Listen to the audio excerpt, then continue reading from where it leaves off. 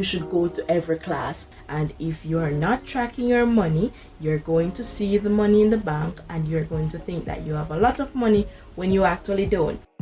Welcome back to the channel. On this channel, I talk about life in Canada, studying in Canada, and personal development.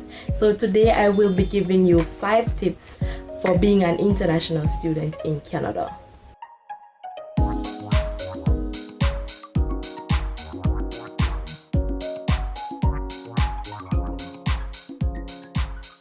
The first tip I have for you is that you should go to your professor. If you have any questions about your class assignments, the first thing I would tell you to do is to go to your professors. I know that sometimes it's easier to just ask your classmates or just ask a friend, but seriously, if you have a question, just go to the professor because they will give you the most accurate answer to your question, and it also reduces the time that you need to talk to persons and get accurate information. For example, they would say, oh wait, there is an assignment, so I would be asking about the assignment and they would be asking, oh, there is an assignment. It would just help you if you just go to the professor directly, get the most accurate information, and don't have to do the runaround. So that is the first tip. The next tip I have for you is that you should go to every class. I know that when you're a university student, all you want to do is to skip classes because it makes you cool and whatnot. But honestly, going to the classes will reduce your study time because going to the classes will make you first understand the content at that point. So definitely go to classes because it will be very helpful for you and it would really reduce your study time. So make sure you go to every class, even though it feels like, oh, you're free not to go to classes, but go to the classes, okay?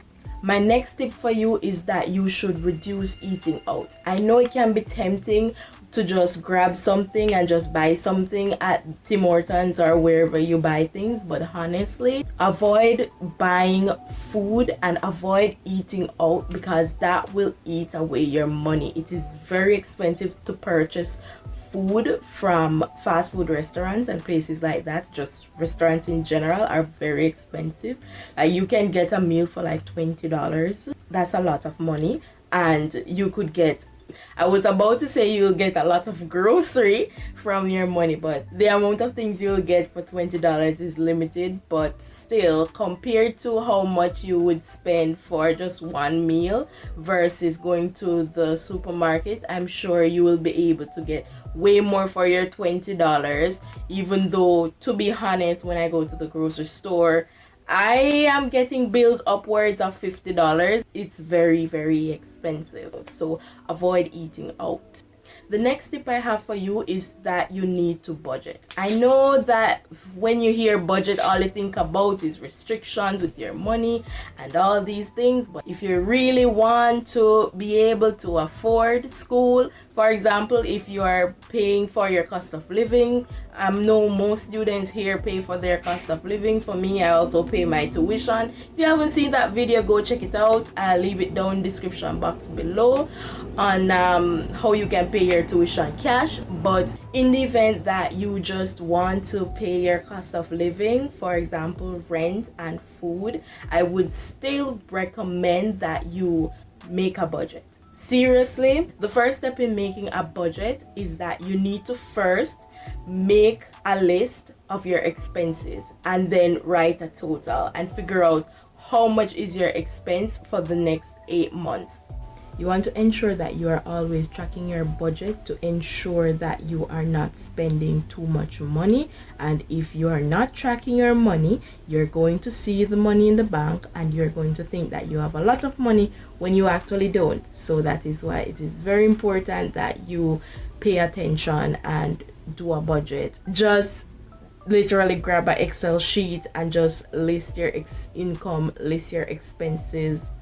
I'm saying list your income. Some people it's just one income.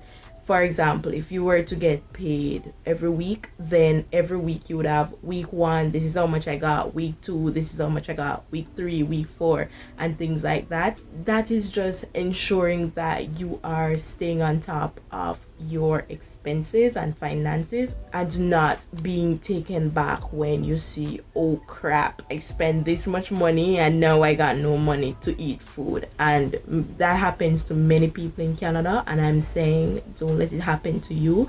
All you need to do is to track your income, your expenses, because that is very, very important.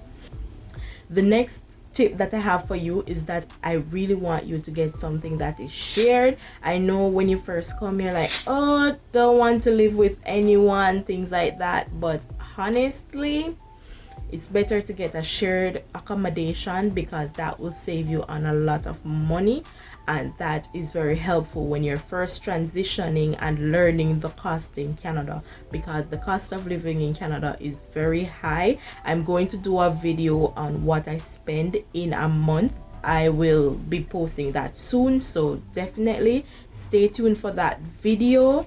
Also, if you haven't watched the video on the 3 ways that you can work full-time in Canada, go check that video out now.